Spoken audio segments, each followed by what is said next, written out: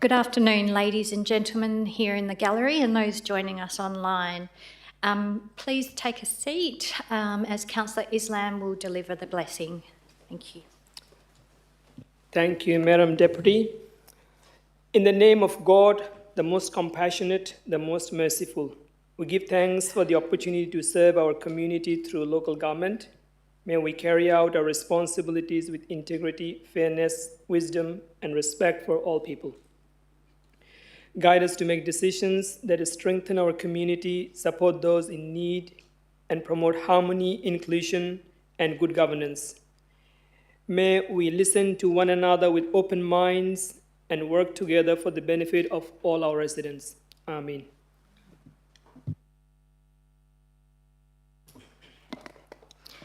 Thank you, Councillor Islam. I would now like to deliver an acknowledgement of country. We acknowledge the Whadjuk Noongar people of the nation who are the traditional owners and custodians of the lands on which we meet today. We pay our respects to them, their culture and their elders past, present and emerging. I would now like to recognise we've got a former mayor in the gallery tonight. We've got former councillor and former mayor David Good in the gallery. Welcome. And disclaimer, I'll now read the disclaimer. Members of the public are cautioned against taking any action on council decisions on items in which they may have an interest until such time as they have seen a copy of the minutes of the meeting or have advised in writing by city staff. Live streaming. Please note that all council meetings are digitally recorded and live streamed on the city's YouTube channel, except for confidential agenda items, during which time the live stream will temporarily be suspended. Before I move on, I just also wanted to acknowledge that we've got the Mayor, Teresa Lyons, joining us online from Canberra. She's there for the budget hand down. So she will be joining in on the meeting, but because she's remote and online, she can't chair. It's a bit difficult to chair the meeting. Thank you. I'll now declare the meeting open at 7:02. The record of attendance. Item 2 is record of attendance. So tonight, Councillor Sijard has an approved leave of absence. All other members of the council are here either in person or online. We got Councillor Kylie Dalton online as well as Mayor Teresa Lyons. I'll now move to item 3, disclosure of interests. Do any elected members have disclosures of interest tonight? No, we have no disclosures of interest. I'll now move to item 4, announcements by the presiding member. So I have some good news. Our CEO has brought down here today for me to show you. I might actually pull it out of the little box. It's all okay. It's all okay. So the City of Gosnells was awarded Platinum Waterwise Council 2026. That is the highest recognition for a waterwise council. It demonstrates our ongoing commitment to the environment and our waterways on which we are. So well done to everyone involved in that achievement, and well done to those that accepted the award as well. Thank you. That is all the announcements I had tonight. So we'll now move to item 5, reports of delegates. Councillors, do we have any reports? No, we have no reports tonight. That now brings us to item 6, question time for the public and receiving of public statements. So first up is item 6.1, question time. And I've received some questions in writing. So I will call forward Mr. Walker of Kenwick to come forward and read your questions. Thank you. Thank you, Madam Mayor. Question 1. When will publishing of the agenda and minutes of the Audit Committee or its successor on the City's website commence? Director Bradbrook will answer that question. Thank you, Madam Deputy Mayor. I believe all the minutes of the meetings are published on the website already for the Audit Committee. The committee will transition to an Audit Risk and Improvement Committee from July, and agendas and minutes will be published on the website. Thank you. Question 2. Have the independent chairperson and vice chairperson of the Audit Risk and Improvement Committee been selected or appointed yet? Director Bradbrook will answer that question as well. Thank you, Madam Deputy Mayor. They haven't as yet. We have invited expressions of interest which have closed, so there will be a report coming to Council probably to the first meeting in June to look to appoint the independent chair and the deputy to the chair. Thank you. When will the names be announced to the public? Director Bradbrook. Madam Deputy Mayor, as soon as Council resolves who it wishes to appoint, we'll make that information public. Thank you. That answers question 3, Madam Mayor. Question 4. What prices for fuels were used in budgeting the City's expenditure for the current financial year? Mr CEO will answer the question. Madam Deputy Mayor, we'll need to take that on notice. Okay, thank you. Question 5. Given current and projected fuel prices, by approximately how much will the City's total expenditure be over budget for the current financial year? Mr CEO will again answer. Madam Deputy Mayor, we generally budget in a way that gives us a little bit of flexibility with fuel prices. We're monitoring things at the moment, but we'll need to take that on notice and provide Mr Walker with a more definitive position shortly. Thank you, Madam Mayor. Thank you, Mr Walker. We'll now move to item 6.2, public statements. So we have a few public statements tonight. So with numerous public statements, we have a time limit of 15 minutes in total, with each public statement able to have up to 3 minutes each. What I will do is call forward each person individually. If you read your public statement and keep an eye on the screen for the timer, that will start a countdown from the 3 minutes, and you'll see when you're getting close. If it gets close to the 3 minutes or gets to the 3 minutes, I may need to cut you off, and then we can determine what will happen then. Thank you. So the first public statement I have is Mr Dolphin from Kenwick. If you could come forward, and it is on item 13.1.1, the Urban Forest Plan.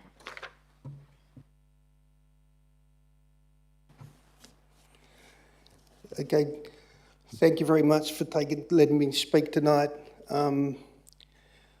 Firstly, I really want to pay my honest compliments to the city and their real focus now on the city's trees. The Greening Gosnells, the public tree strategy, is a great start and has the really good bones and a basic skeleton of a more informative, evidence-based urban forest plan. The last 10 years of my 45-year career with the City of Perth Parks and Gardens was managing the city's tree population. I developed many of the city's tree-related policies and was heavily involved in the small team that developed the Urban Forest Plan 2016 to 36, which I've made hard copies available to the councillors. Hopefully it was a good bedtime read for you. The plan was endorsed by council in 2016, so that some 10 years ago. It's a living document, and regular reviews and updates provided to elected members. When developing the plan, a deliberate decision was made not to include Kings Park although it sits within the city's boundaries, we left that out because we felt it skews the data, and secondly, it's more of a natural area and does not fit within the definition of an urban forest. For this reason, in the City of Gosnells, the many natural areas, particularly east of Tonkin Highway, while of note, should not be included as part of our urban forest. A major component of the urban forest plan is community education and engagement. And while the City of Gosnells sell out at their annual plant show, which I hope to see you there on Saturday, Watka will have a little stall there. It shows community interest, but there's still a long way to go. An area sadly lacking is verge trees. The city needs to take ownership of its verges. Policies need to be reviewed to ensure verges are treed to their full potential. The adoption of a tree retention on private property policy is also an important move forward. Ultimately, it's not for me to promote an urban forest plan or for you, the elected members. It can only succeed if driven from the ground up by an enthusiastic, invested and passionate workforce, which I really believe exists within the City of Gosnells. Thank you. Thank you, Mr. Dolphin. While you are there, I'll allow you to read your second statement, which is on item 13.2.1. That statement is a bit longer, so you might need to condense I'll talk it faster, yeah. a bit. Yep, thank you very much. Okay, so this one's in regard to the draft local planning policy tree retention adoption for advertising. On the 28th of July 2025, a decision by the State Administrative Tribunal determined tree removal in an urban context constitutes development. Basically, the Walga model local planning policy, it can be modified to suit any local government.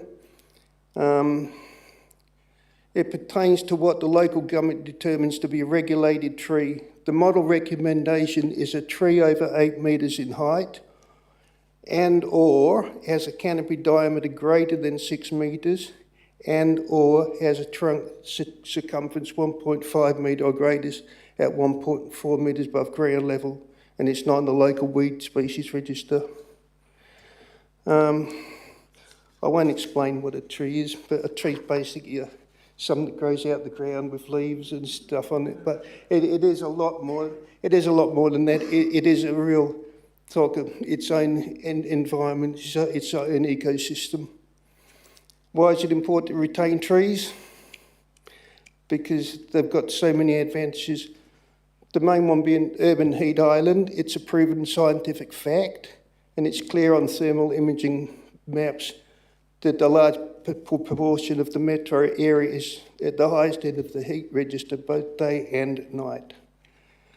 In the Gosnells proposed policy, there's the main difference between that and the Walga model is what makes up a regulated tree, where City Gosnells only want to use one criteria, which is height, where the Walga model has the three mentioned. Now, I'll go ad lib because otherwise, but basically that means like you're going to cut out with a big focus like on black cockatoo habitat. You're cutting out a lot of the Banksia growth, Hakeas, Grevilleas, which are essential foraging grounds, and there's nothing to stop me from buying a block and clearing it of that habitat because there's nothing now to protect them. And a good example of that is North Stoneville, where a big property developer wants to clear 550 hectares of land, removing 66,000 trees, which nobody would have, although it's been dragging on for 30 years, but it keeps going back because the developer's not happy. And now, because of the bushfire risk, he wants to bring in now a caveat on people who buy property there that they can't plant a tree on that property. So then that reduces the bushfire risk. So basically... Sorry, Mr Dolphin, could you just do one final One bit, closing? so- Yes, yeah, thank so you. In conclusion, surely it's preferred to see flocks of black cockatoos and other birds flying freely from food source to roosting and nesting sites than to look at concrete warehouse walls with murals showing what used to be there. At my age, I doubt I will benefit from the adoption of this policy, as there is much to be done. But I'm determined that my children and grandchildren get the opportunity to live a healthy, clean and nature-filled world. Thank you. Thank you, Mr Dolphin. Although we had to cut your statement short, I can assure you this had been circulated as well to all councillors prior to the meeting, so they have had a chance to read it. Thank you. I would now like to call forward Miss Blake to read your public statement. And again, we are limited to 3 minutes for the public statement, as we still have further statements to be read. Thank you. Sure. Okay, I've got 8 minutes here, but I'm going to reduce it to 3. You probably are aware that Perth is in a tree canopy crisis. Like other outer suburbs, tree canopy is declining in the city of Gosnells due to development, tree removals on private land, falling water tables and pests. Unlike other capital cities in Australia, WA is the only state with no protections for trees on private property. And because the state government refuses to introduce broad protections for trees on private land, the onus for tree canopy protection falls on local government. 9 LGAs now regulate tree removal as requiring a development application because 80% of Perth's tree canopy loss occurs on private property. Without adequate tree protections, large trees are highly vulnerable. As someone who understands that we do not have a viable economy without a viable environment, and too often sees nature sacrificed in favour of another environmentally unsustainable built development, I want to highly commend the Council's desire to see that a version of the Walga policy be considered for adoption for advertising to our community. I do, however, have some disagreements with some of the exclusions proposed in the Council's revised policy and discussion on the subject. The first of these is the reduced definition of what the Council's revised policy proposes should constitute a regulated tree, meaning those designed to be protected by the policy. So I won't go into that because Alan's covered that bit regarding the absence of other species besides those great big trees. I will move straight on to my other disagreement, which is with the residential and urban land that be included, exclude rural zoned land from consideration because the Council's discussion argues current data shows that the city is not generally experiencing a decline in tree canopy in rural zones. However, in Gosnells, 39% of tree cover is on private property and 16% of that is zoned rural. Hence, it is obvious and essential that the rural land be included because rural land hosts a lot of trees which are either over 8 metres tall or have a canopy of at least 6 metres or a circumference in their trunks of at least 1.5. I would now want to address some of the other things that are to do with trees and private property, but there's not enough time. Sorry, Ms Blake, are you able to summarise in a paragraph what you'd like to get out to us tonight? Okay. So I saw at the beginning of the paper that there was reports of the different feedback from the councillors on what they were thinking about the retention of trees on private land. And one of those was about property rights. And I guess that might be one of the biggest ones for the public.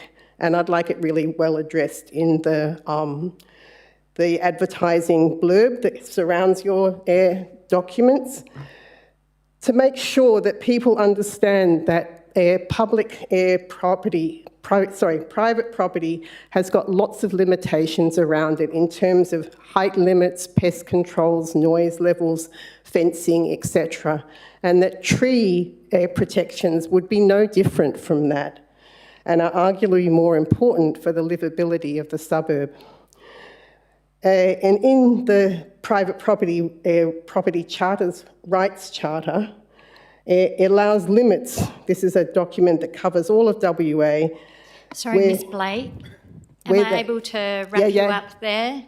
Yeah. Couple extra words. Yeah, because they deliver public benefits, when they deliver public benefits, and that is very healthy trees, delivering shade, transpiration, clean air, stormwater management, better streetscapes, habitat, and improved mental and physical well-being.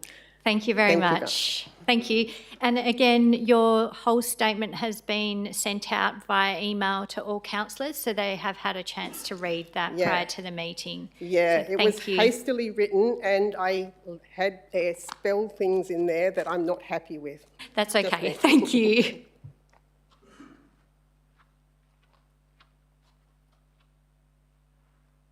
Thank you. I'll now call forward Mr Prayaswari with a public statement on the same item, 13.2. Thanks, Deputy Mayor. Perth is in a tree canopy crisis, and Gosnells is part of that trend. Tree loss from development, climate stress, and private land clearing is ongoing, and replanting is not keeping pace. Urban trees are not a luxury, they are essential green infrastructure. They reduce heat, support biodiversity, improve health, and make our suburbs livable. Because a large proportion of canopy sits on private land, this policy is critical. First, the definition of a regulated tree. Limiting it to height alone is too narrow and risks missing many ecologically important trees. The broader VALGA criteria better reflect real environmental value. Second, the exclusion of rural land. This leaves a significant portion of Gosnells canopy unprotected and weakens the overall intent of the policy. If trees are essential infrastructure, they must be treated as such in planning decisions. This policy should be about balance, but doing nothing is not neutral. It means continued canopy loss. Thank you. Thank you very much. That now brings us to the close of public statements. So we'll now move to item 7 on the agenda, confirmation of minutes. May I seek a mover? Councillor Adams, and seconder, Councillor Islam. Would anybody like to speak on this item? No? Councillors, we'll need to vote by show of hands. Could you please raise your hand if you're in support of the item? Councillors, that's unanimously carried. Thank you.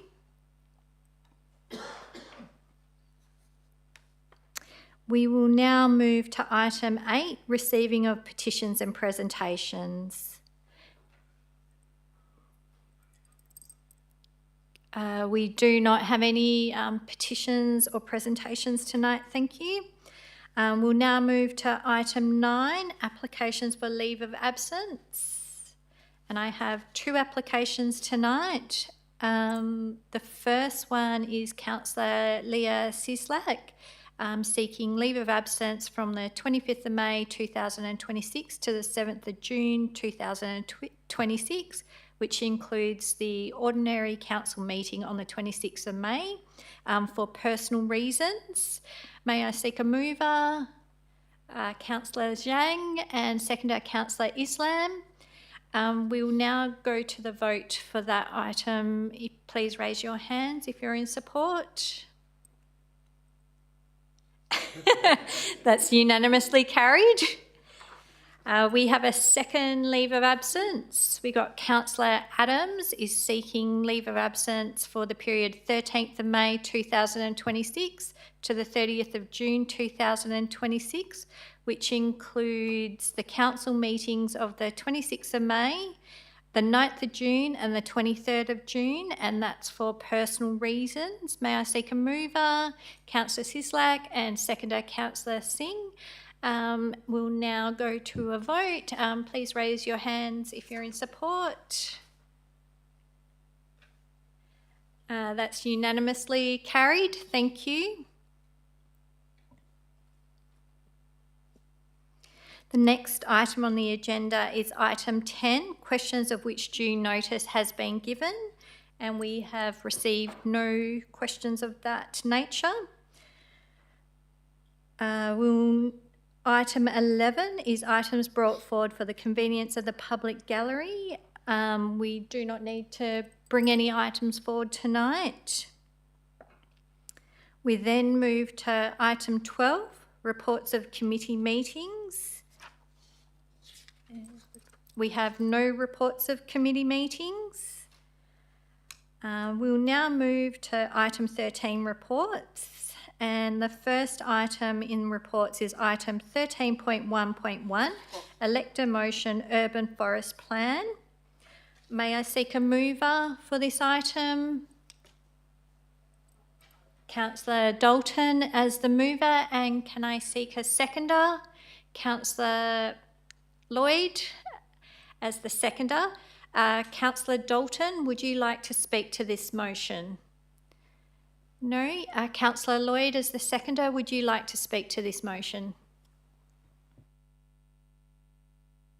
Thank you. I just wanted to start with a question, if possible, through the chair to staff. Acknowledging that Greening Gosnells already provides a substantial urban forest framework for the city, can staff advise me, please, for the benefit of those in the gallery and those online, whether the strategy is intended to evolve over time, particularly as council's canopy aspirations, urban density pressures and community expectations change over time?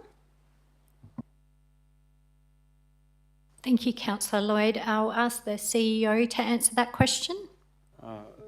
Yes, certainly it is. It's an 8-year strategy, and we present yearly updates, and we would expect council to review the strategy and make amendments as it goes through. Councillor Lloyd. Oh, can I make a... Do you have another question? Oh, no. I'd like to... Oh, you'd like to speak to the item? Yes, please. Yes. Oh, sorry. Yeah, I just wanted to ask a question first for the benefit of the gallery. I just wanted to say that I appreciate the work that's already gone into Greening Gosnells, and I think it's important that we acknowledge that the city does have a substantial strategy in place around trees, canopy and greening outcomes.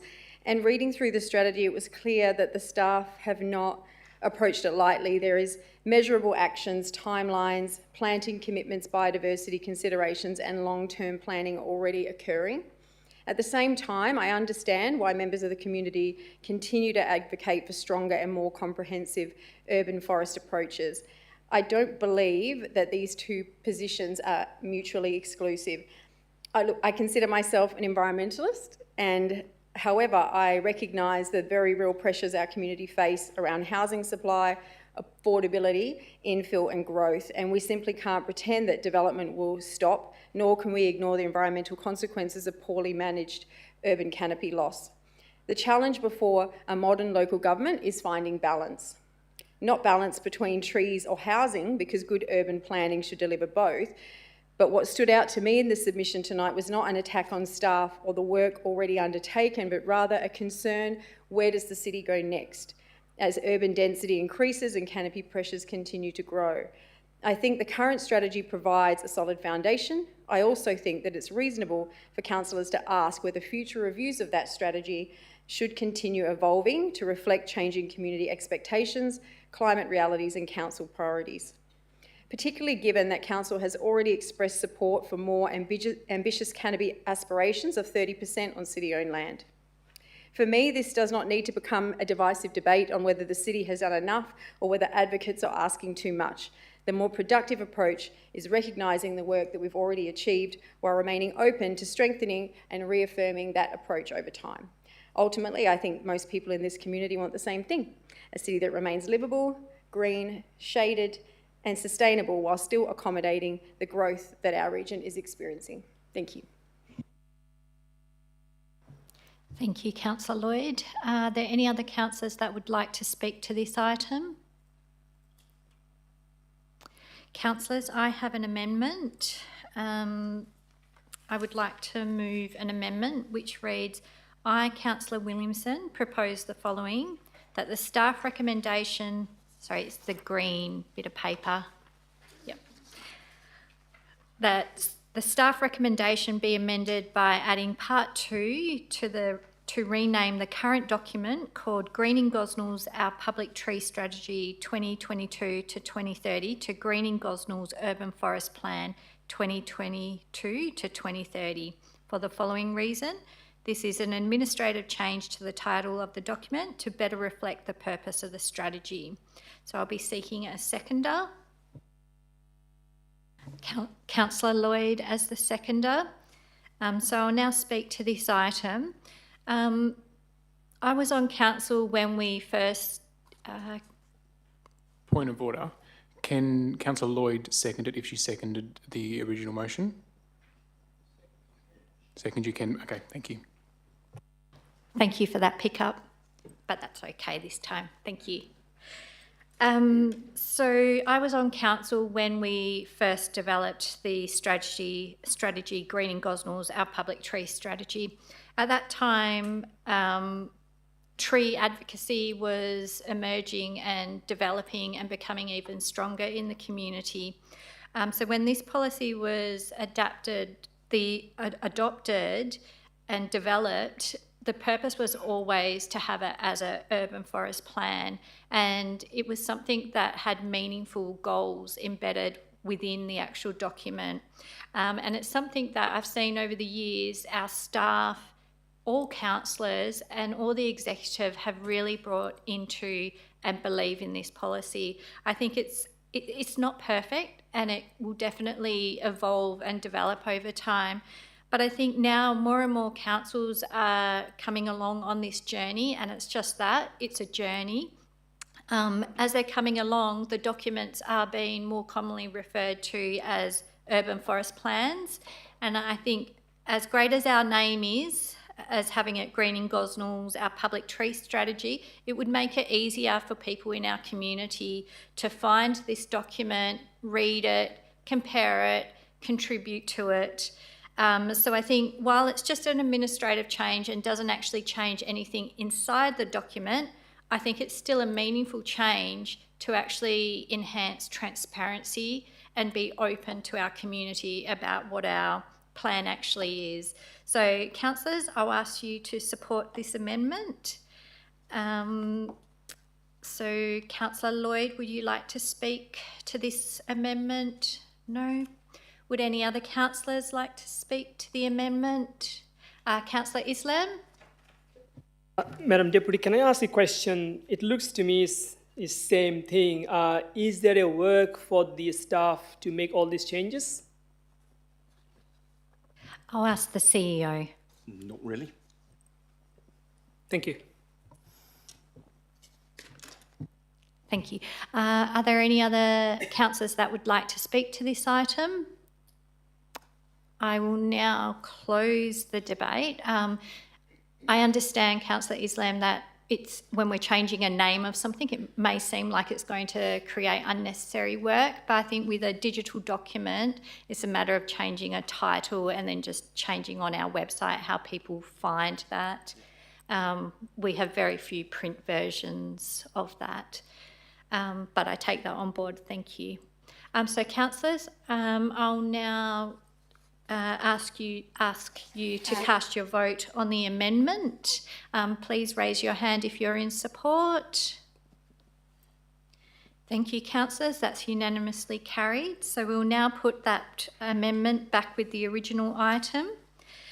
Councillors, would anybody like to speak to the original item? No?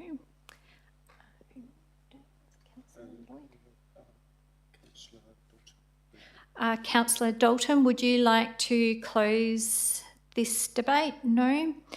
Okay, councillors, we'll now go to the vote on this item. If you're in support of the item with the amendment, please raise your hand. Thank you, councillors. That's unanimously carried. Thank you.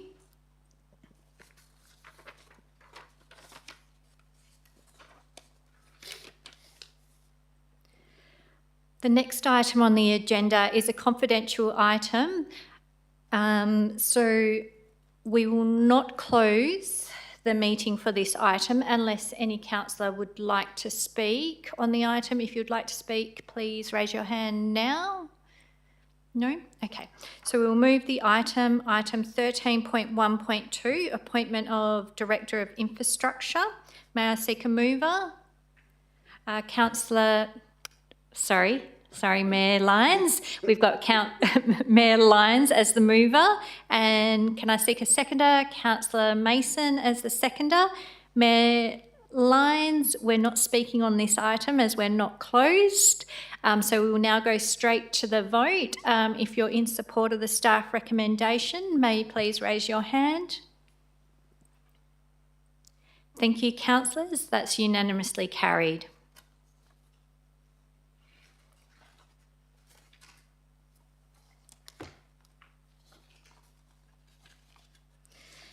This now brings us to the next item on the agenda, item 13.2.1, draft local planning policy, tree retention, adoption for advertising.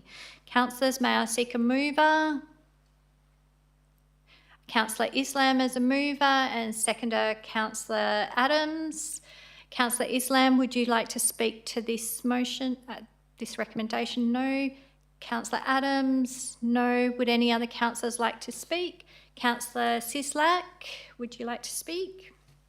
Thank you, Madam Deputy Mayor. I have an amendment or motion to amend. Sorry, let me just move this.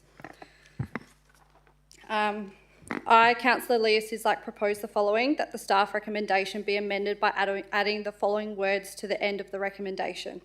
Subject to the policy being amended so that it would also apply to rural and rural residential zoned land. For the following reason, like residential and industrial areas, tree canopy loss is an issue on private, rural and rural residential zoned land in the city, with a number of trees being removed from rural residential zones in recent years. This loss of trees negatively impacts the rural amenity for residents in this zone and results in the loss of high-value environmental corridors for wildlife. As development and density increases in residential areas within the city, the preservation of trees in the foothills cannot be disregarded as the wildlife have limited habitat and food sources. Due to the 2024 data methodology changes, now including the foothills state forest and all the vegetation, including grass, we cannot rely on those figures as a comparison to assume the canopy has increased in rural areas. When looking at comparable data, it is important to note that the tree canopy in public areas in Martin and Orange Grove has actually declined from 2014 to 2020. Application of the policy to the rural lots will assist to slow the decline of tree canopy on rural land in the city and help to preserve rural amenity and lifestyle. Thank you, Councillor Sislak. May I seek a seconder for the amendment? Councillor Lloyd as a seconder. Councillor Sislak, you may now speak to the item. Thank you. Councillors, tonight I ask you to support this motion. We are so fortunate to have a rural and rural residential zone land in our city. Not many local governments so close to the CBD have one. It needs to be protected and we cannot exclude the rural and rural residential zones. This policy will actually help support it. This policy will also coincide in supporting the Rural Foothill Strategy and Local Planning Policy 1.2 Rural Development, specifically regarding the precinct-specific objectives and requirements. For instance, Precinct 1, the Martin Escape, the objective of the precinct is to also encourage rural residential lots whilst ensuring the retention of significant vegetation. Precinct 2, Southern Foothills. The objective of the precinct is to encourage rural residential lots while ensuring the retention of existing native vegetation and the protection of existing rural lifestyle purposes. Precinct 3 is the same, but I'm not going to read that one for you. There are already exemptions for clearing permits where trees need to be removed for fence lines, fire breaks, etc., which is under the city's local planning policy of 1.3 exemptions.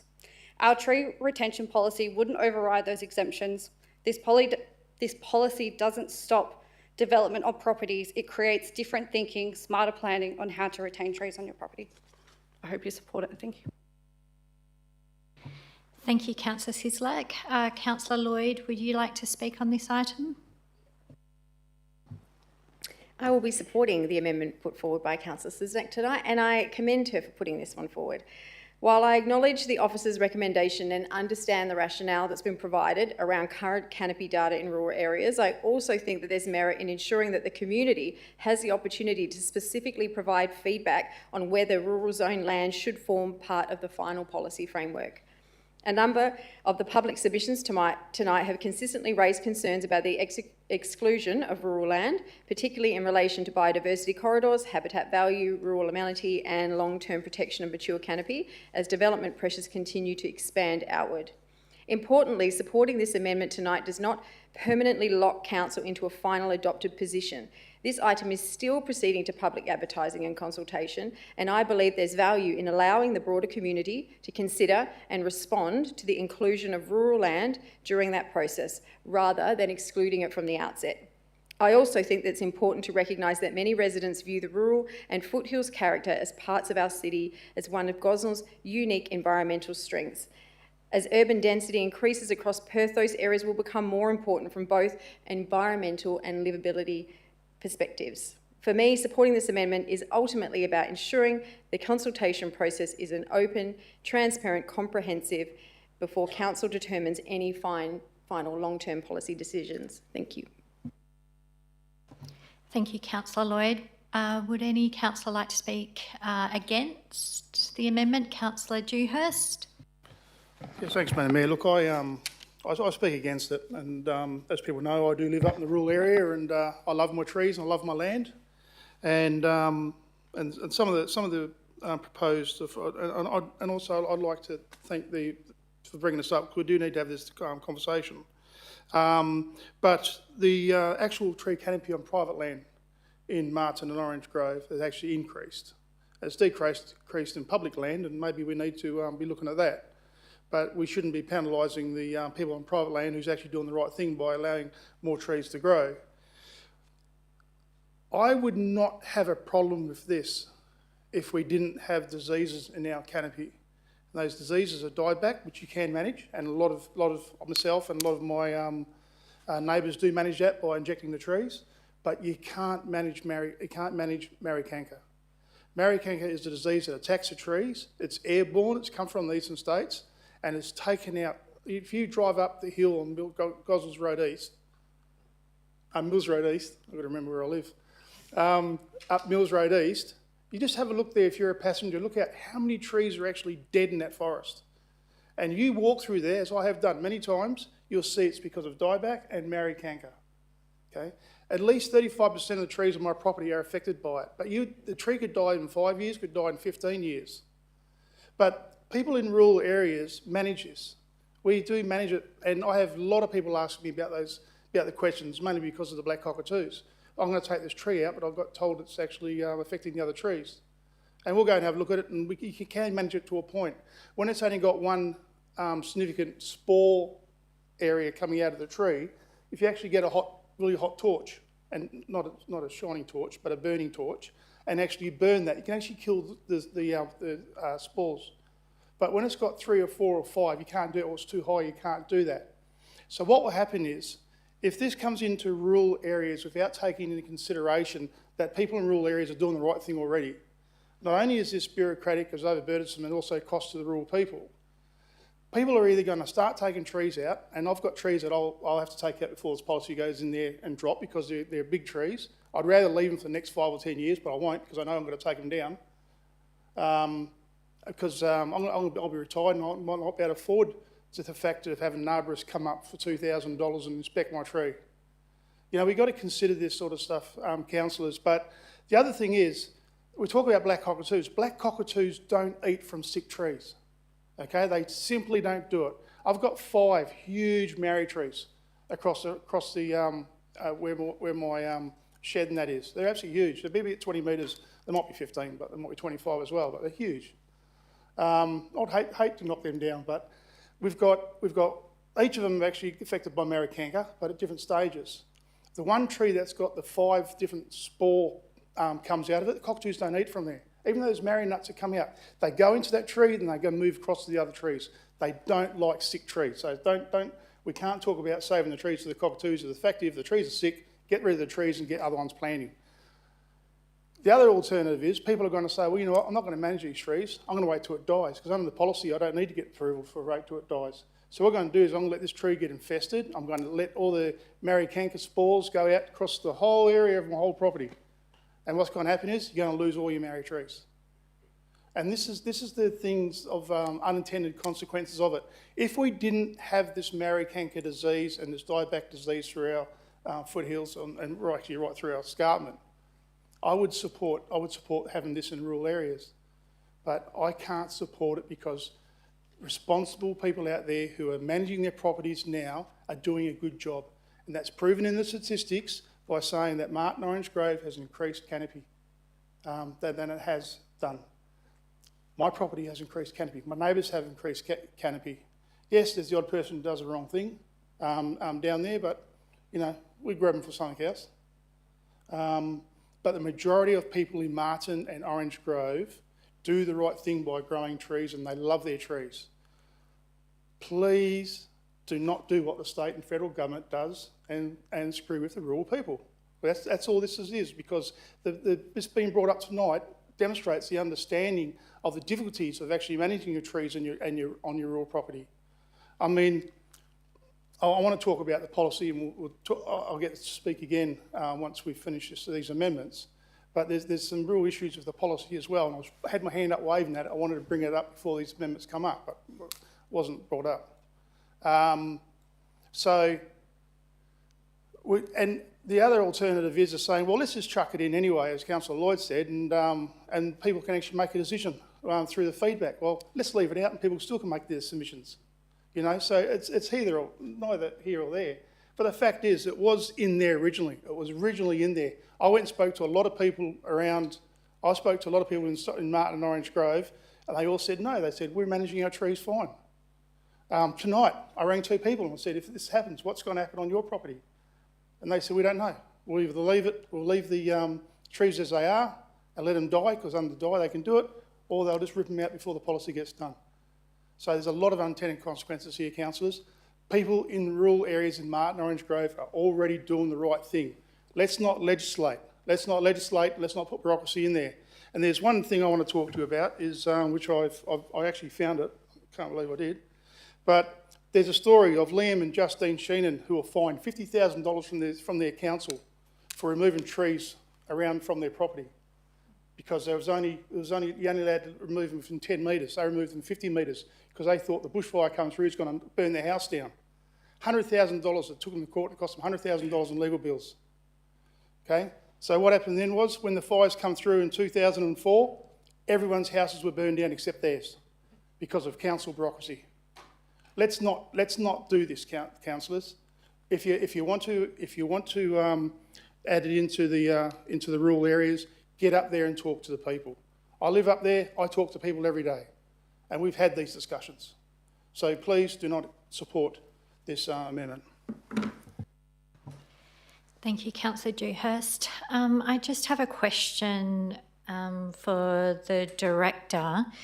With the draft policy, would section 4.2 item B D, the protection of the environment, apply if a tree had a disease that was going to spread? Thank you, Madam Deputy Mayor. If it was demonstrated that there was some threat to the environment, then that could certainly be taken into account. Thank you. And with those exemptions, would the applicant need to apply to council to have those exemptions applied, or if they deemed the tree had the disease that was threatening the environment, could they remove the trees? Thank you, Madam Deputy Mayor. On that one, they wouldn't need to apply for a planning application. If they were exempt, they wouldn't need to make that application. Thank you. Councillor Dewhurst, have you got a question? Thank you for asking those questions. So they're very important. I've asked those exact same questions, got different answers. So the first thing is that, are you exempt if the tree is going to be, if the tree's sick, you know? And the thing was, yes, you need to apply. They said it in the workshop. we've got to apply the 140 or whatever it is dollars, and that will need to be accompanied by an arborist report, $2,000. So I want to know which is actually right, what the Deputy Mayor's got or what I've been told, what we've been told in the workshop. Could the Director of Planning please provide further clarification? Thank you.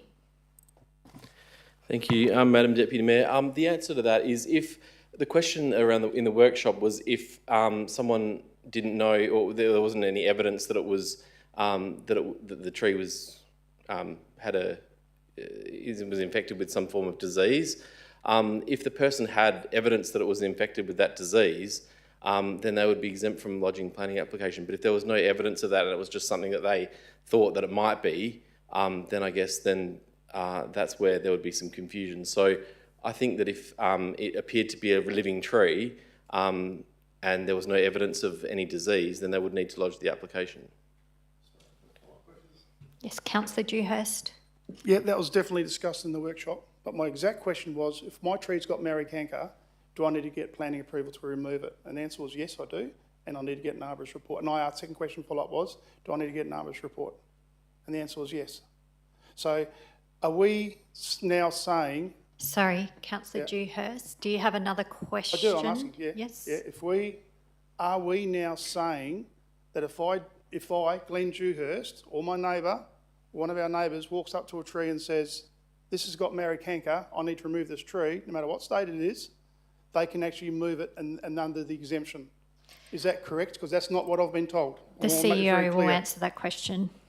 Madam Deputy Mayor, look, it's probably worth looking at the introduction to 4.2b, which talks about works being urgently necessary for any of the following. So I think the question's going to get back, and there will always be shades of grey, but it depends, if something's got a sort of dying and it's dying over 15 years or whatever. If there was a disease such as polyphagous shot-hole borer, which, for instance, came in and the government was trying to kill off, then you could argue it's urgently necessary. But if something was dying slowly, then I think it becomes much more problematic to use that clause. So I think it's not going to help Councillor Dewhurst, but I think a lot of it is dependent on circumstances and situations, and we cannot say categorically the way this is written. And you wouldn't want to say categorically, because if you said everything needed an approval and there was polyphagous and the government was saying, get your trees out, and we said, oh, you need a planning application, that would be ridiculous. So there's got to be that degree of flexibility in there. I'm not sure that helps. I've said it's a bit of both. I think it's much like most planning things. It depends on the circumstance. Councillor Dewhurst, another question? I have. So this is, the question will be, this isn't actual what's happening at the moment. So my neighbour has beautiful trees, and in the middle he's identified Mary canker. Now the tree will eventually die, could be 5 years, could be 15 years. But during that process can affect all those wonderful trees around there. So will he need to get approval and an arborist in there to remove that tree to save all the rest of the trees? That's the question I want to ask. I want to make this clear. And Madam Deputy Mayor, again, maybe if I can answer that, if this is approved, then I think that the point that the city would make is that we would need to get some expert advice, because the people here aren't able to give that advice as to how likely and how quickly that disease will spread between one tree or another. Because as with polyphagous, if it's going to spread, you'll need it out really quickly. But I don't think we're in a position to answer that.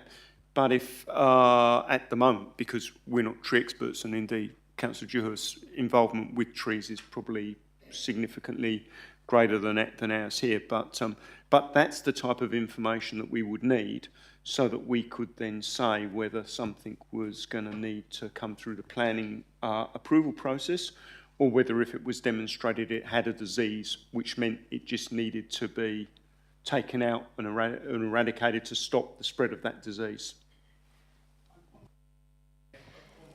Councillor Dewhurst. So that advice, would that be advice through, Glenn Dewhurst, who's dealing with trees all the time with Murdoch University, no letters behind my name, or is it someone we've got to pay $2,000 to for an arborist to come up to say, yeah, it's got a disease? So, Madam Deputy Mayor, the way I see it working is that we would look to get that advice through the consultation period. When this policy is out, whatever it's said about the rural area, we will seek to understand more about diseases in rural trees, what those diseases are, how quickly the tree needs to come out. But for my, before we come back with a position. Thank you. Councillors, would anybody like to speak in support of the item or the amendment? Madam Mayor, were you wishing to speak? I'm speaking against, so if someone's happy to speak in support, I'll speak after. Happy to, Councillor Mason will speak in support. So I've listened to the debate around the room, and my view with this amendment is that we should look at including that in what is going to go public, because chances are people are less likely to think that if this policy does not apply to me, I'm not going to give feedback on it. I think potentially let's capture everything everyone can then object to and provide information accordingly. I think it would be very worthwhile to put in the worst case scenario of a policy so everyone that has the equal right opportunity to object to. So on that reason, I'll be speaking, I guess, for this amendment. Thank you, Councillor Mason. Madam Mayor, would you like to speak against the item now?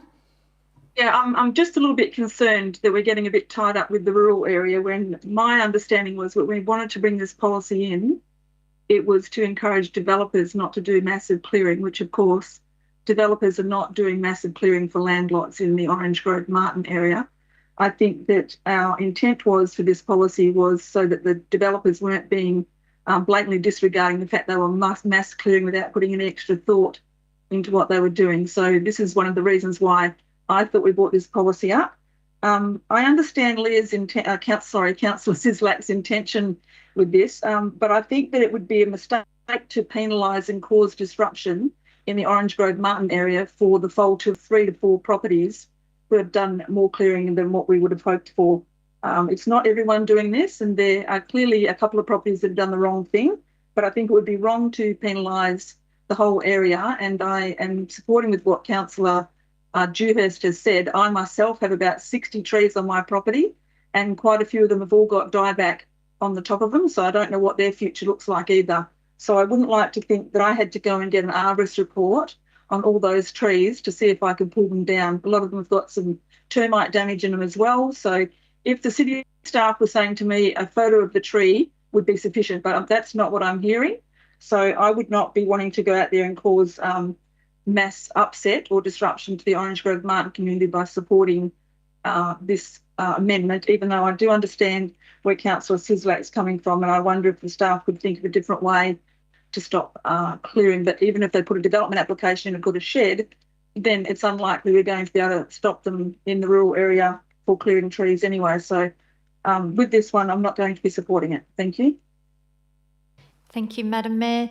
Councillor Abetz, would you like to speak to the item? Thanks. Yeah, I'm just concerned about this amendment. If we look at the urban, what's called the urban tree, what's it called, the urban, I've got it written down here somewhere, the dashboard that has the different height trees for each area, each of the suburbs. It's interesting that Martin actually has had an increase in the number of 3 to 8 metre high trees, but a decline in the bigger trees. And I suspect that part of the reason for the decline in the bigger trees is that some of these older, bigger trees are succumbing to maricanca, to dieback. In Orange Grove, there's been an overall decrease in the different height trees, not a very large decrease, but nonetheless, there is a bit of a decrease there. But I think that everybody, well, I shouldn't say everybody, but the vast majority of people are well aware of the value of trees.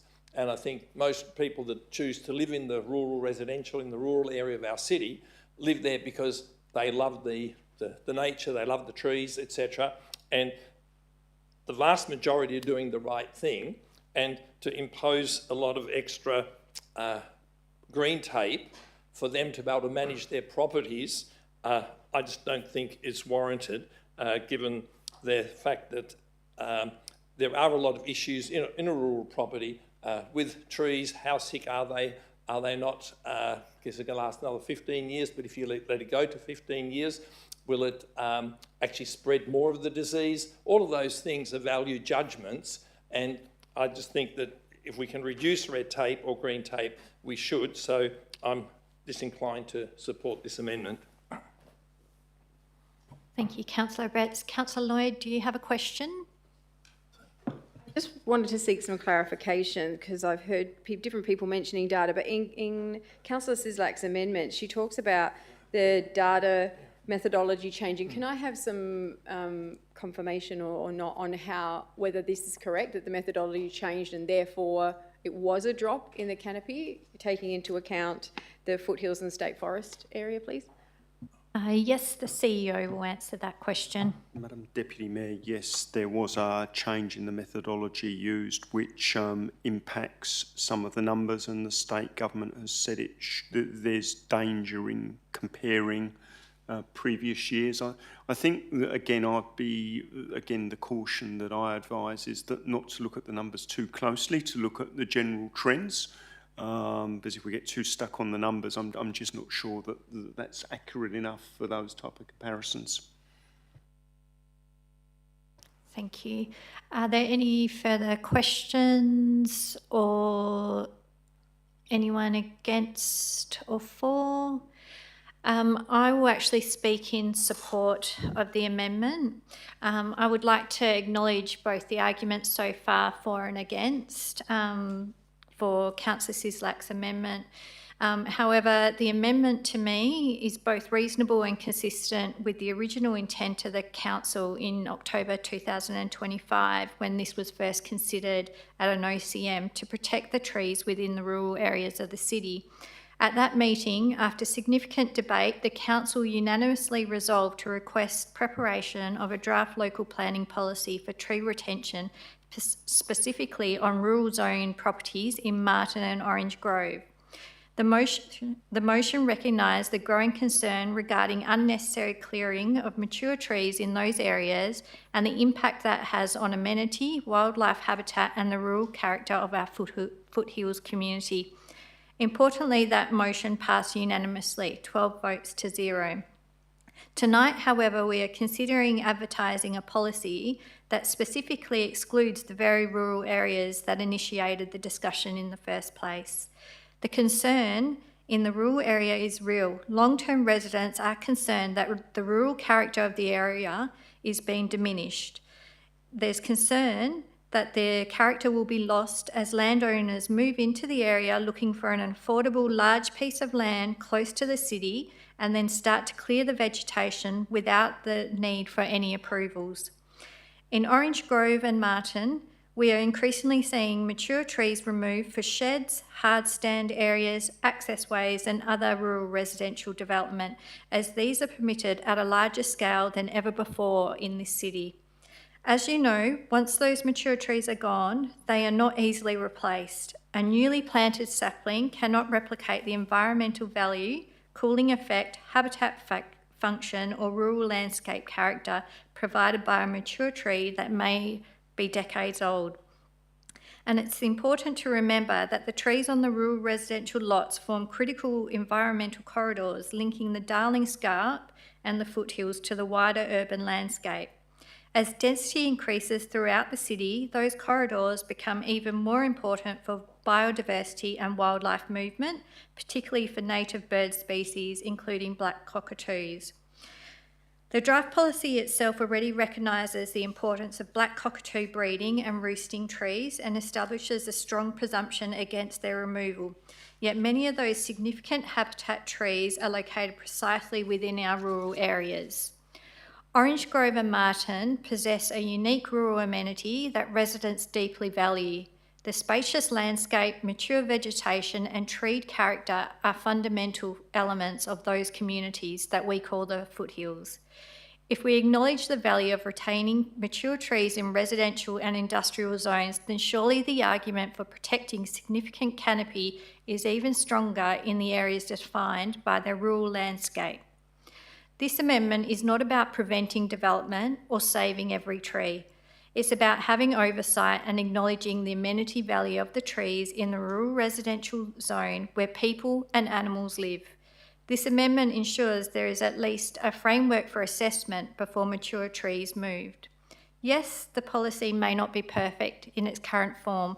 There may be further considerations, what happens when there is disease that needs to be tackled, but they're all things that we can work out as this policy progresses and is advertised to the community. The policy already contains some sensible exemptions and flexibility provisions to suit issues like this that arise in rural areas. It allows for removal for bushfire management, safety risks, biosecurity requirements and emergency work. It also allows assessments of proposals where there is proper justification and considerations for alternative design outcomes. We may not find a solution that means the tree can be kept, but at least we tried. Without inclusion of the rural zone, we risk creating an inconsistent planning outcome where significant trees in suburban areas receive consideration while equally or more significant trees in rural areas can be lost without oversight. So for this reason, I support the amendment, and I would like to reiterate that the data that keeps on being repeated around the room cannot be relied upon as the measurements have changed. And that has been made clear on the dashboard itself, that we cannot compare to prior years. So with that, I seek your support in Councillor Sislak's, to support Councillor Sislak's amendment. People in the rural area asking council to act before the character of the area is permanently diminished. Thank you, councillors.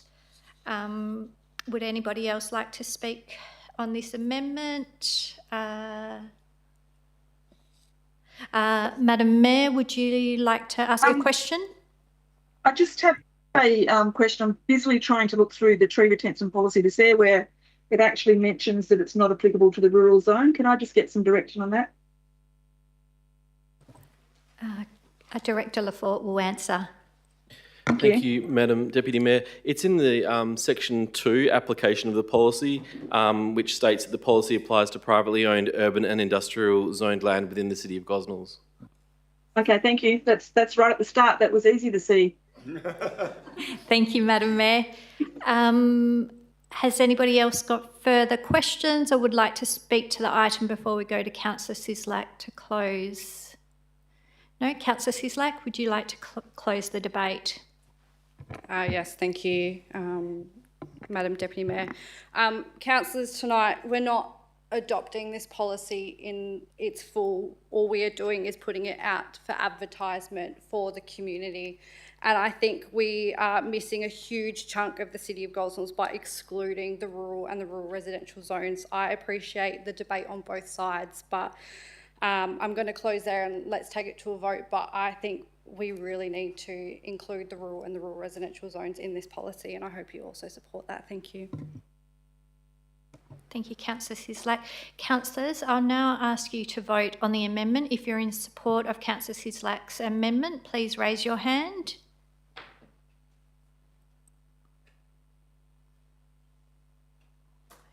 Councillors, that's carried with 8 in support. Thank you. So we'll now put the amendment back with the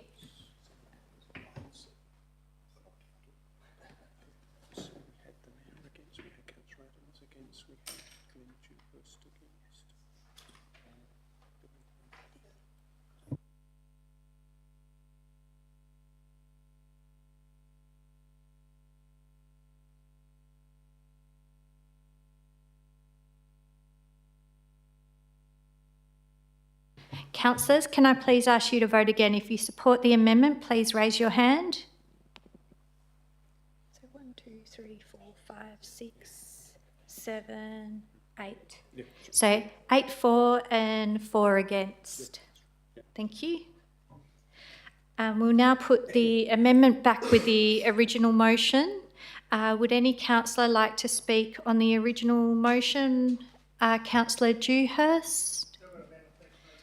Thank you.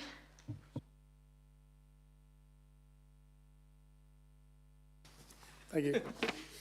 I, Councillor Dewhurst, propose the following: that the staff recommendation be amended to include an addition part 2 which reads, the council requests the Chief Executive Officer to undertake an assessment of the extent of tree decline in rural zones through dieback Maricanca disease prior to the close of the consultation of this policy. Would you like to read your reason? Yep. To ensure council is fully informed on the implications of applying a policy to rural zone land. Thank you, Councillor Dewhurst. May I seek a seconder? Councillor Mason as a seconder. Councillor Dewhurst, would you like to speak to your amendment?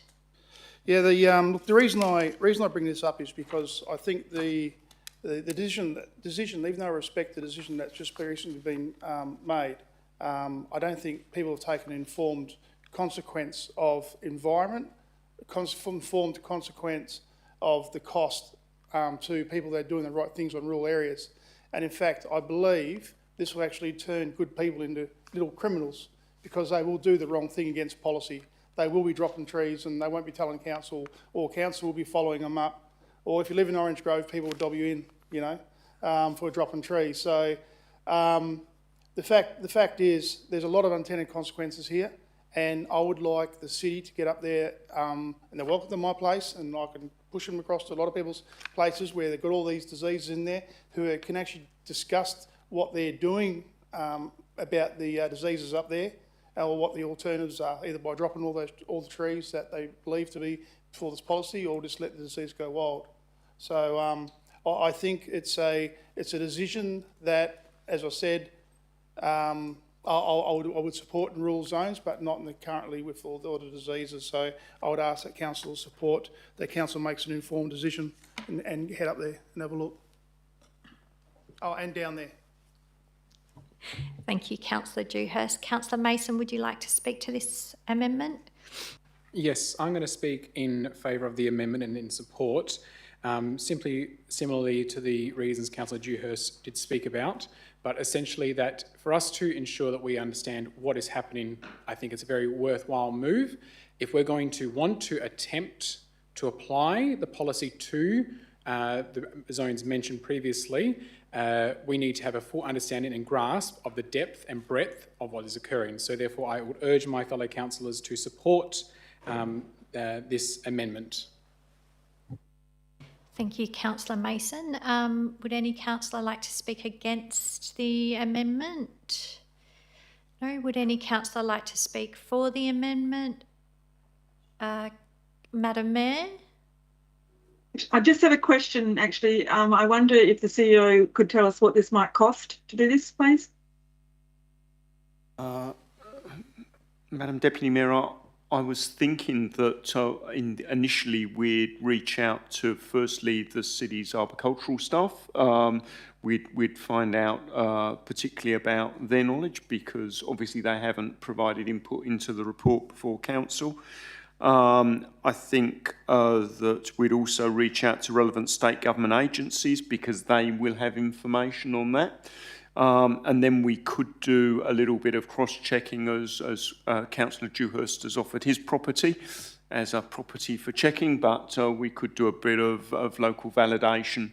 But I think it's more, I don't see a great dollar cost in it. I see it just as a little bit of time and research, just as we'll be sort of assessing all of the public submissions that come in as well.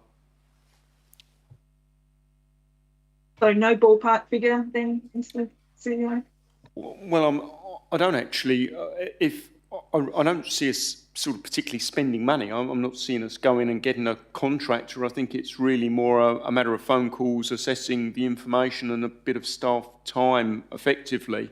So how much staff time that would be, I think will depend on, you know, the nature of the information we can get from relevant agencies and the professionals that on the staff that possibly hold that information. Thank you. Thank you. Councillor Sislak, did you have a question? Okay, thank you. Are there any further questions, or would any councillor like to speak on this item? No? Councillor Dewhurst, would you like to close? Thanks very much. And just want to follow up on the what the Mayor said, is that I ask you not to go out to State River yet by all means, but go out to University WA and also Murdoch University, because that's who we've been working with up at the Carrigan Centre. So they've got a wealth of information about there. Thank you. Thank you, councillors. We will now take this item to the vote. If you're in support of this amendment, Councillor Dewhurst's amendment, please raise your hand. So that's unanimously carried. So that amendment will go back with Councillor Sislak's and be part of the original motion as well. So councillors, would any councillor like to speak on the original motion? Councillor Abetz, would you like to speak? Thank you, Madam Deputy Mayor. I'd like to move an amendment. I, Councillor Peter Abetz, propose the following: that the staff recommendation be amended by adding the following words to the end of the recommendation, namely, subject to the policy being amended so the policy does not apply to residential lots that are 1,000 square metre or less in area, for the following reason. The policy should be applied to development sites in residential zones that are generally over 1,000 square metres in area.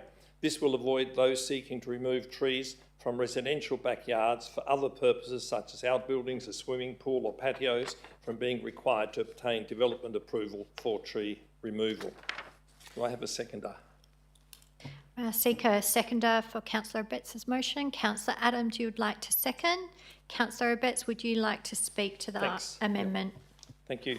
In considering any new policy, the first question I ask myself is, do we really need an extra level of regulation, and what will it cost the city, or what will it cost ratepayers or landowners? So I ask myself, do we need this extra level of red tape in the area of residential lots? Do we really want residents to have to go to the expense of getting an arborist report and then lodging a development application simply because a tree that they planted in their backyard, or front yard for that matter, say 30 years ago, is now over 8 metres tall, and it simply has got too big for them, or because they want to put in a swimming pool or whatever? It seems that our residents know the value and importance of trees, because contrary to the assertions that have been made in some of the public statements, the total canopy cover, according to the urban tree canopy dashboard, has actually not decreased in any of our suburbs. And mention was made by the Deputy Mayor that you can't compare the figures. You can actually, because from 2014 to 2020, they used exactly the same measurements. So over that period, we know that there was no decline. In most, there was actually an increase. Now they've changed the methodology, so you can't compare the 2024 figures with the 2020 figures. That is the bit of a problem. So we've got a gap in that spot there. But so my sense is that because generally people are doing the right thing with trees, my gut reaction initially was, we don't really need this policy. But unfortunately, the SAT decision in Zorsey versus Town of Cambridge, delivered on the 28th of July 2025, which ruled that removing a large tree could constitute development, has created legal uncertainty. And so to clarify for landowners, when the removal of a tree will require a development application, we do need to formulate a policy. I was pleased that the rural area was excluded, but now it's back in, so we'll see where that one goes. Now, I've moved this amendment because I believe that exempting normal residential lots from the policy will result in a much better outcome for residents. I just encourage you to think of this particular scenario. Joe Bloggs in Thornley, say, bought a block of 990 square metres back in 1988. He loves birds, so he planted a number of trees in his backyard, and many of them now, say, 15 metres high. He's getting older. His block is big enough to have a battle axe house behind, but because these are nice, healthy trees, because he's looked after them, he may not be given permission to actually subdivide and provide himself with an extra bit of capital to see him through retirement, and also by having a smaller backyard, less maintenance to do. Now these trees, except they're beautiful, they're lovely to have in the city, but if we don't exclude sort of normal residential blocks, we would have a situation where he cannot actually proceed to develop or to subdivide his block without first getting a development application in to remove the trees, because there's no point in getting a surveyor to do that work unless he's sure that he can actually remove those trees. But his neighbour, with exactly the same size block, who never planted trees and just had a messy backyard for all those years, he can subdivide without any problem at all. So, in a sense, we're actually penalising the person who planted the trees and provided good amenity for a good number of years, but now it doesn't suit their needs anymore. And so I really think that the policy should not apply to normal residential lots or homes. And as I think the Mayor mentioned in her comment earlier, the idea of this policy, in my mind, is very much that we want, when there's big subdivisions being done, that real care is taken that as many of the original large trees are protected. To me, that's where we really can get some good mileage in terms of increasing the tree canopy for our city. So I'd encourage you to support my amendment, and I might just mention, because I think Councillor Dewhurst mentioned that before the tree policy would come in, there'd be some people cutting down trees because they don't want to have to go through the hassle of it. My late uncle was Professor of Forestry at the University of Freiburg in Germany, and when we visited there, he was telling me how in the city of Freiburg, the city said that any tree that's more than 20 centimetres in diameter, you are not allowed to cut down. You have to put in an application to council. It's quite costly, and then someone's got to come out and inspect it and all that before you can cut down a tree. The result is that many people who've planted trees, they let them grow, and just before they get to 20 centimetres, down they come because they don't want the hassle. So I said it had a very unintended consequence, and I just would hate to see our policy having unintended consequences. And I think just for normal residential blocks, I don't believe this policy should apply to those things. So I encourage you to support my amendment. Thank you. Thank you, Councillor Betts. Councillor Adams, would you like to speak as the seconder? No. Would any other councillor like to speak on the amendment or ask a question? Councillor Lloyd? I'll be actually speaking against this amendment, as I believe these individually owned properties form a large part of the area that we're seeking to protect in this policy. It's actually on a tangent to my notes. I was driving around my street tonight because we've got the verge collection coming up for trees, and I noticed people get really chop happy. Does anyone else notice that around, verge collection time when we put our green waste out? And I walked around my own two properties and looked at the trees on my two blocks that would fall within this 1,000 square metres. And both of my two blocks, I do have trees there that would fall within this and that I would have to potentially have an application myself. But for me, I was happy to do that, knowing that it would create more mindfulness around that decision. And so after seeing Councillor Betts's amendment come through this afternoon and doing that sort of personal reflection on my own property, I'll be speaking against this because I do think it's something that needs to be considered in the current proposal moving forward to community consultation. Thank you. Thank you, Councillor Lloyd. I do have Mayor Teresa Lyons. Would you like to speak or ask a question? I'm speaking against the amendment, so if someone wanted to speak for it, I'm happy for that to happen. Would anybody like to speak for the amendment? Councillor Islam would like to speak for the amendment. Madam Deputy Mayor, can I ask a question? Is how many blocks we have in the City of Lands exceeding or less than 1,000 square meters? Do we have any idea of understanding of what portion of city lands? We would have to take that on notice. We don't have that data available right now. Were you intending to speak on the item? Oh, thank you, Madam Deputy Mayor. I will be speaking against it. So I'll pass it to Madam Mayor first. Okay, thank you. Madam Mayor, would you like to speak against the item? Thank you. Thank you. I let you jump in, Councillor Sam. I thought you were speaking for. I'm speaking against it, and I understand Councillor Betts' intent. I really wish he'd put 800 square metres on this instead of 1,000. The reason being is we've just passed our LPS 24, which actually makes 1,000 square metres developable under the R25 codes, that you could potentially get the 2 blocks on there, which I think still leaves around a 400, 450 square metre block, which would allow for tree retention in the rear yard of that property. So I think this is the very issue that this tree retention is being brought in for, as well as the larger developers. So at 1,000 square metres, I would be speaking against your amendment, Councillor Betts. Thank you. Thank you, Madam Mayor. Councillor Islam, would you now like to speak on the item, the amendment? Thank you, Madam Deputy Mayor. I think Madam Mayor already covered some of my argument. One is mainly about the 1,000 square meters, because what I've seen, there are a lot of lands in the city of Gosnells have got 1,000 square meters that can be subdividable. So if we actually do this, then we are actually weakening our policy. So therefore, I'm actually requesting my fellow councillors to reject this amendment. Thank you.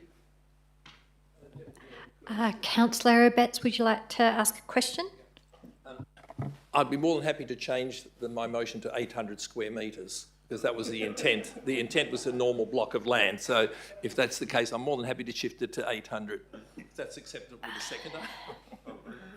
Shall we just deal with the item as it is, and then if you... Look, I think it's a fairly fundamental change. So, yeah.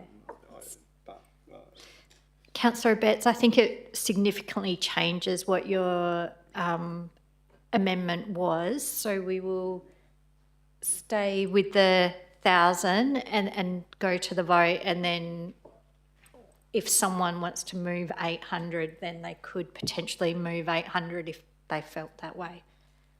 Thank you. Would anybody like to speak on the amendment? Councillor Mason?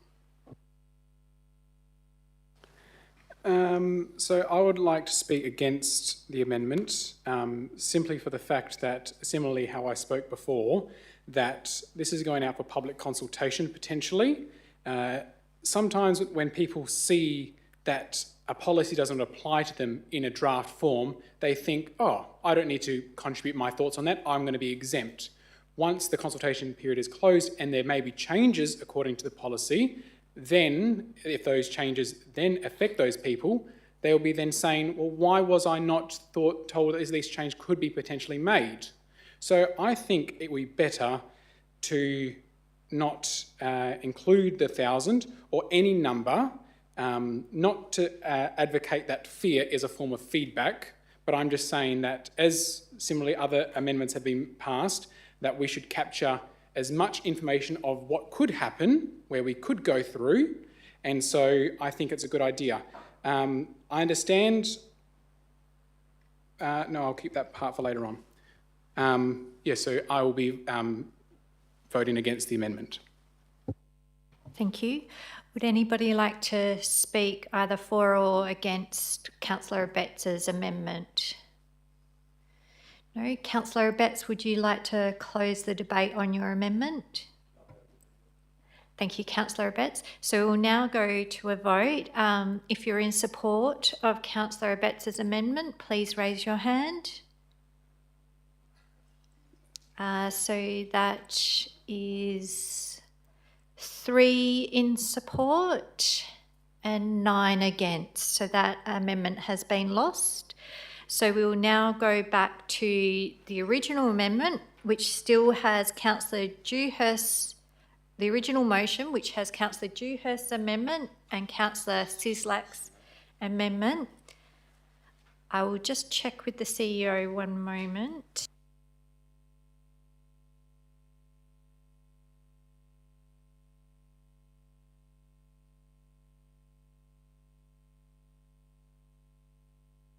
Okay, thank you. Would any councillor like to speak on the original motion or ask a question?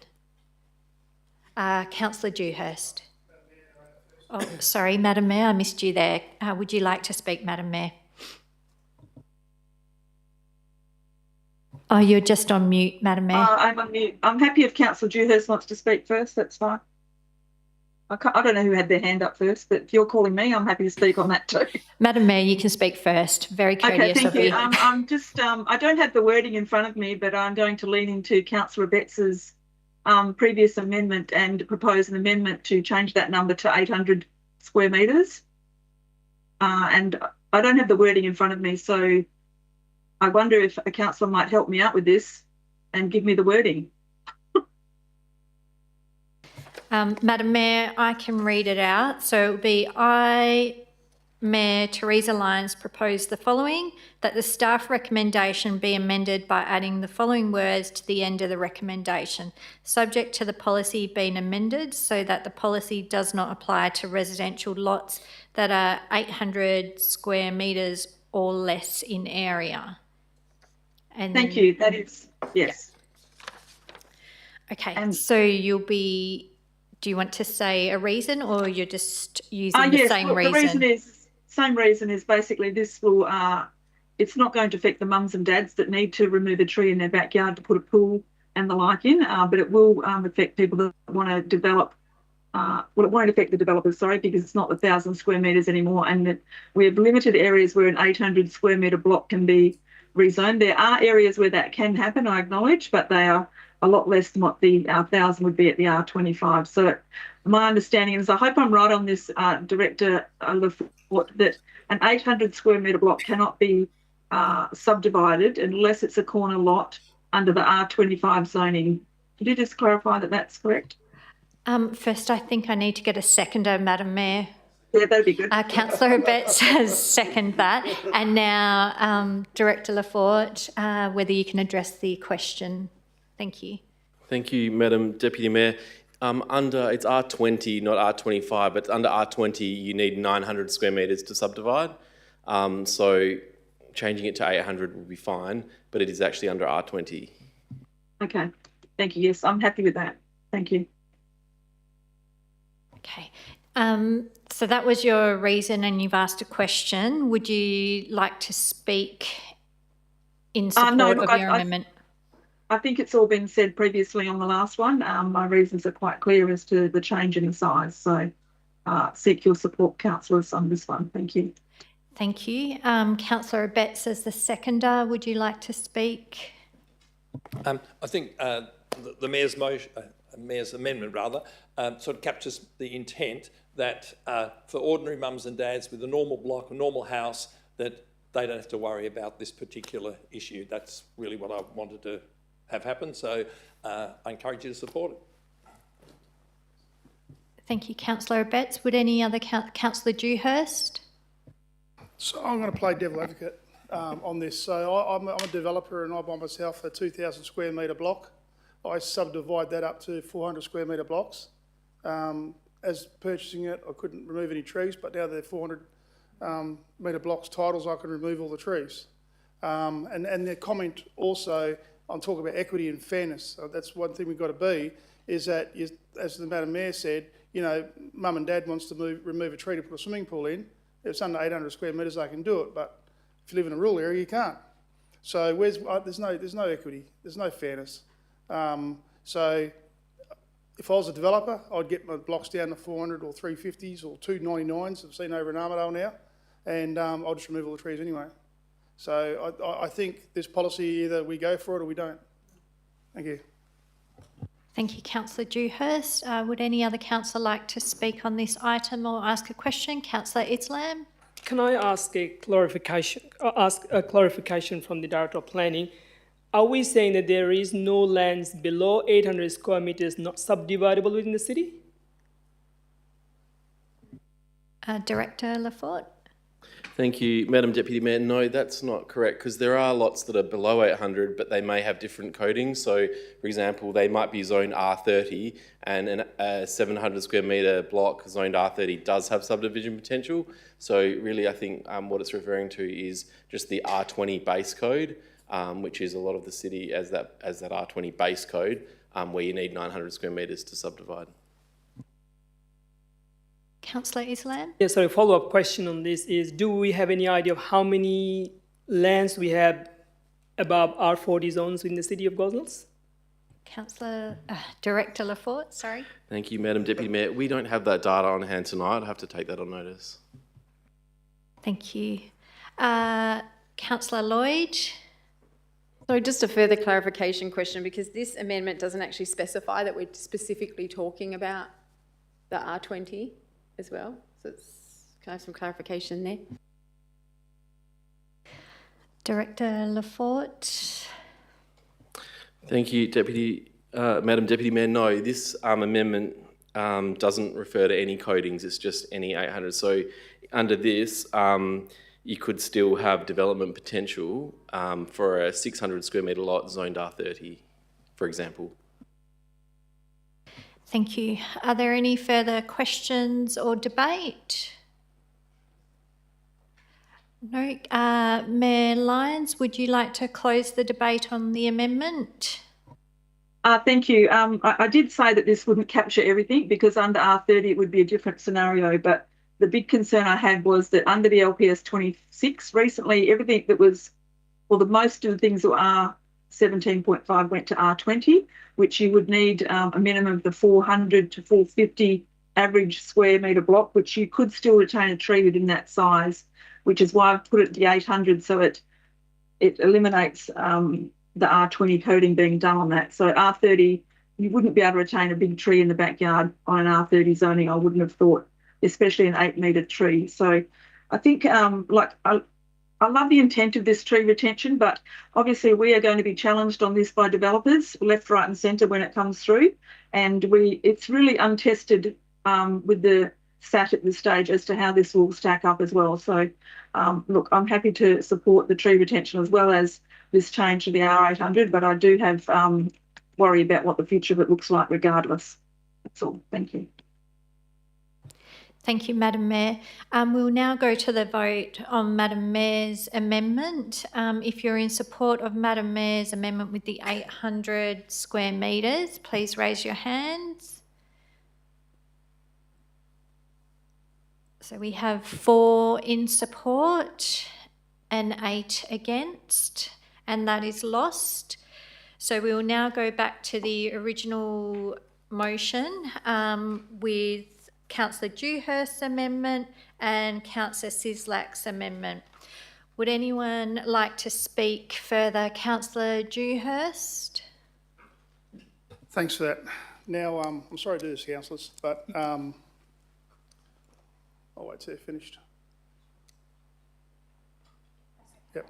I hate to do this, but the tree retention policy is a very important policy, but I don't think we got it right. I would not like to see this go up as it is. I'll be speaking against the policy going out as a draft at this level. And the reason that is, as it's been said, we've captured 8 metre trees. That's absolutely wonderful. We heard the Deputy Mayor talk about cockatoo foraging and how important that is, but we haven't captured the bank shears. We haven't captured the bottle brushes that are very important to a lot of our birds and other animals as well. If we're going to do a proper tree or canopy retention policy, we need to capture all those species as well. There are a lot of holes in there, and I'm one to look at walking around, getting around the rules and stuff like that, and there's some glaring things in there that will make people do the wrong thing with their tent. So I honestly thought this would actually, after it had been compiled, would come back to us. and then we can have a discussion, and then after that it could go on out for consultation, but that hasn't happened. So I can't support it as it's in its current form. It's the intent is there, but I think we're missing the actual point of why we want to have greening around our city, and tall trees are not just it. It's also the shrubs that sit at 2 metres and 3 metres, or even 1 metre, all the gavilias and stuff like that, which are very important. So I won't be supporting this motion. Thank you. Thank you, Councillor Dewhurst. Councillor Lloyd? I want to firstly start by thanking the members of the community that have taken the time to speak on this item tonight, and for the passion that they clearly have for the future of our urban canopy. And can I also congratulate my fellow councillors on a healthy and respectful debate tonight. I think there's broad agreement around this chamber and within our community that mature trees are incredibly important to the livability of our suburbs. But what's important to reiterate again tonight is that this recommendation before us is not a permanently adopted final policy. I think that consultation process will be incredibly important. Good policy must strike an appropriate balance. It has to consider environmental outcomes, but it also has to be practical, proportionate, enforceable by our staff, and workable for our community into the future. And for that reason, I support the advertising of the policy with the added amendments tonight so that residents, landowners, environmental groups and the broader community can have their say before it comes back to us for a final decision to be made by Council. Thank you. Thank you, Councillor Lloyd. Would any other councillor like to speak on the motion? No. Councillors, Councillor Mason? Sorry, I've just got a question. Section 4.4, replacement trees, A. When a regulated tree is determined by the city as a suitable for removal in accordance with the policy provisions above, the applicant shall reinstate semi-mature trees elsewhere within the site. Does that mean, hypothetically, someone can lodge a development application for a pool to get rid of a tree on their land, and they agree to, or the city obviously has is happy for them to plant, obviously I don't know the ratio, but let's say 2 mature trees. Those mature trees are not regulated. Regulated. They are not a regulated tree. So then, hypothetically, my question would be, if I was to get that approval to remove that tree, plant 2 more trees, mature trees in its place, does that mean I can then just, boom, boom, those other 2 mature trees? Director Lafort will answer the question. 3 years later. Thank you, Madam Deputy Mayor. No, that's not the case, because in 4.4b, we've said if tree planting or tree replacement is required as a part of the development approval, the city will include a condition detailing the requirement. So the condition will be that those trees are to be retained. Councillor Mason? I guess, yeah, a follow-up with that would be then, what would we be looking at the condition of that retention be? Because if those trees do not survive that planting, would we then require the owners to replant another in its stead? Director Lafort?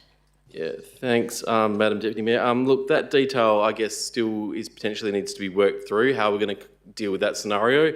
But also I wanted to add that the definition of a regulated tree, we have also included as a tree that's planted as required by a replanting condition. So we have sort of also defined it as a regulated tree, so those trees will become regulated. If they die, I guess we would have the ability under a development a condition to retain that require that to be replanted or what have you. I think those details probably still need to be worked through. Thank you, Director. Councillor Mason?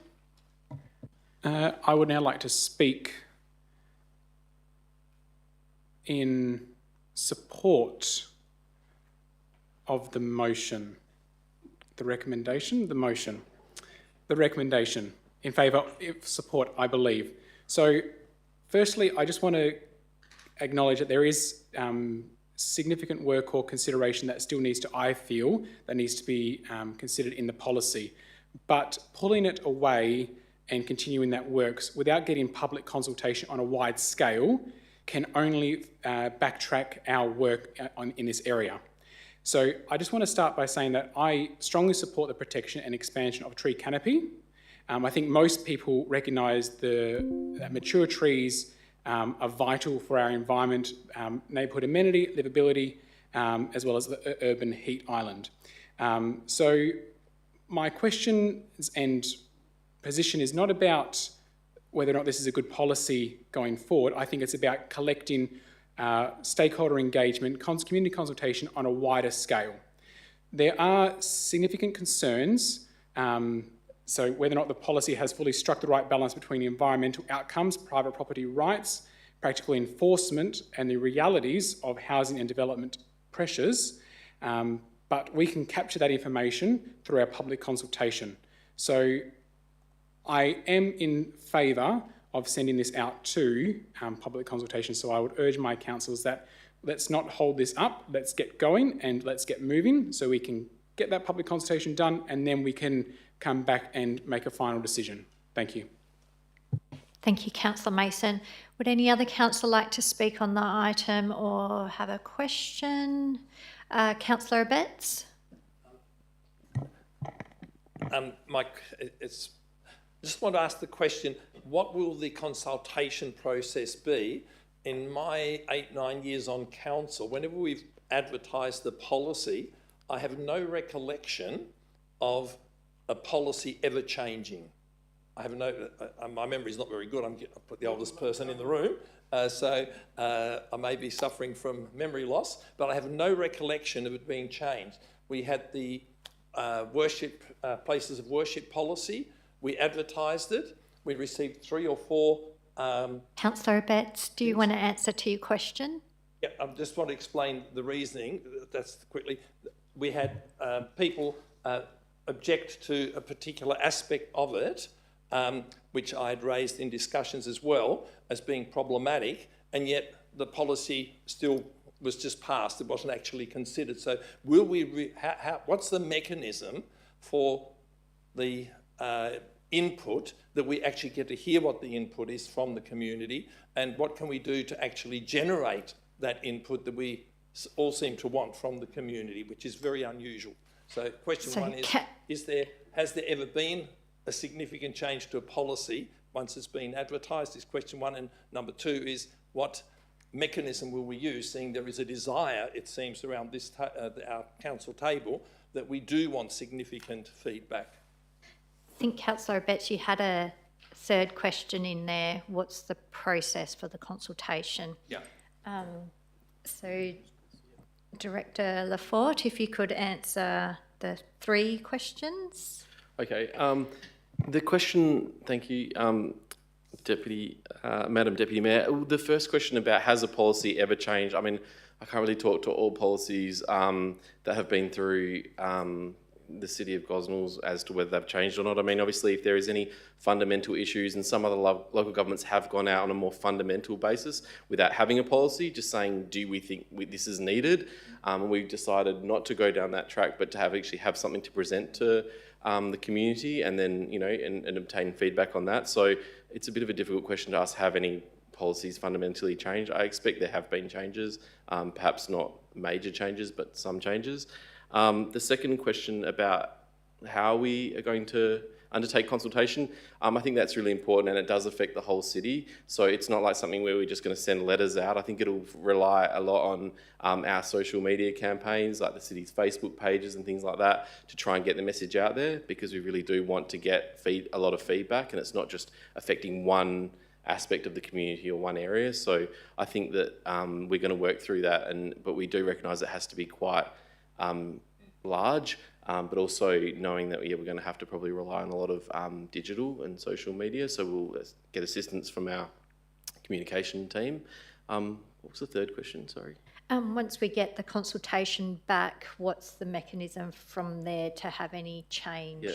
Well, I suspect once we get the feedback through from the community, I think it would be open if we wanted to just workshop that feedback before bringing it back into a formal council chamber. It might be a good idea to workshop, depending on what sort of level of feedback we get, to give council the opportunity. That's what I would suggest doing. Thank you, Director. Councillor Lloyd, a question? Is there the possibility to have a more broader scope consultation, like how we sometimes have them in parks or in other places? Is there a scope to do that?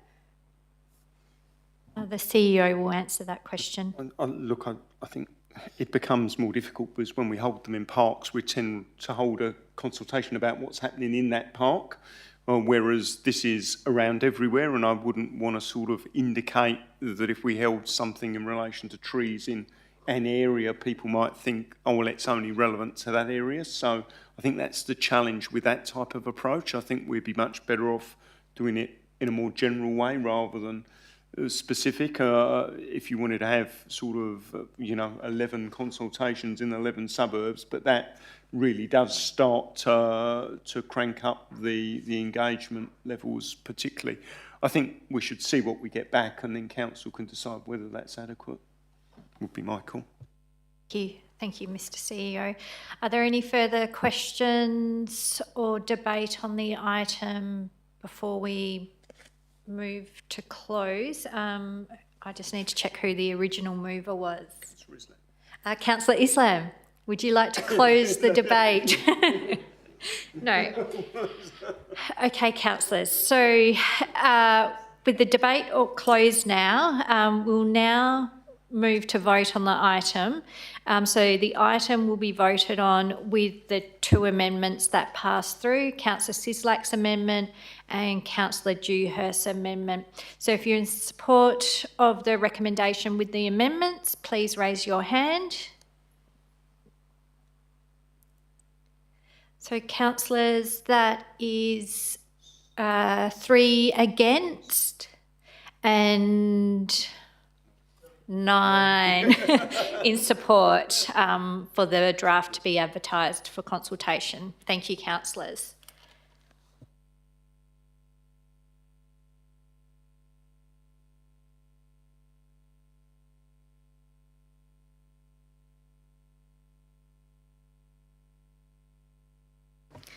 Okay, councillors, we'll now move to item 13.3, infrastructure. We do not have any items. Item 13.4, community engagements. We do not have any items.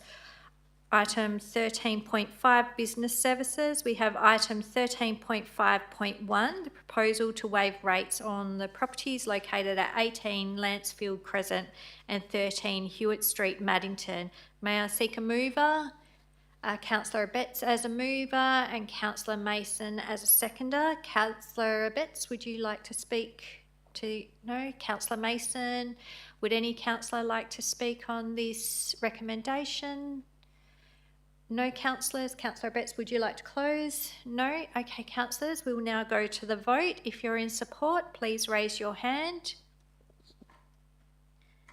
Thank you, councillors. That's unanimously carried.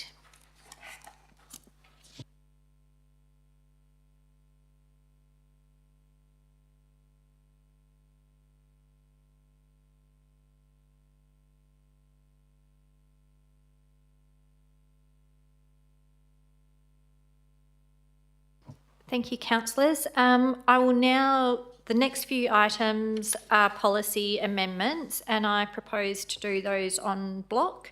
Does any councillor object to moving those items on block? No, so I'll just read out the items so we all know what we are moving and debating. Well, we can't debate on them on block. It's 13.5.2, proposed amendment to policy 5.4.4, legal representation, elected members and employees. Item 13.5.3, proposed amendment to council policy 4.1.11, audit and risk committee terms of reference. Item 13.5.4, proposed amendments to Council Policy 4.3.14, recognition of service. May I seek a mover, Councillor Zhang as the mover and Councillor Singh as the seconder. Councillor Zhang, would you like to speak? No. Councillor Singh? No. Would any councillor? We actually can't speak on it because they're on block. So we'll now go straight to the vote. Councillors, if you're in support, please raise your hand. So that is unanimously carried. Thank you, councillors. We'll now move to item 13.5.5, budget variation, closure of the intersection at Victoria and Bickley roads. May I seek a mover? Councillor Islam as mover and a seconder, Councillor Sislak. Councillor Islam, would you like to speak to the item? Councillor Sislak? No. Would any other councillors like to speak to the item? Or Mayor Theresa Lyons? Other than to say, thank goodness this has come and couldn't come soon enough. So I think the people that live on Victoria Road will be very happy to see that, on Bickley Road, we're very happy to see Victoria Road closed off and a reduction, hopefully, in traffic along Bickley Road. Thank you, Madam Mayor. Would any other councillor like to ask a question or speak on the item? No. I just have one question, question for Director of Infrastructure. Could you please provide an update on the Clifford Street extension, whether any progress has occurred?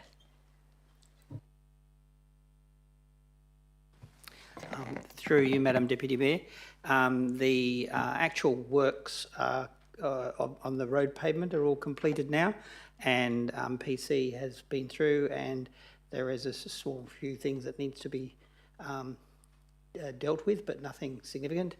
The road is informally being used, I would think is a way to put it. And we'd anticipate that the formal completion of that process will happen very shortly, but in terms of the commencement of the closure of Victoria Road, that will commence next week. Fantastic, thank you. Councillors, would anybody else like to speak on the item? No.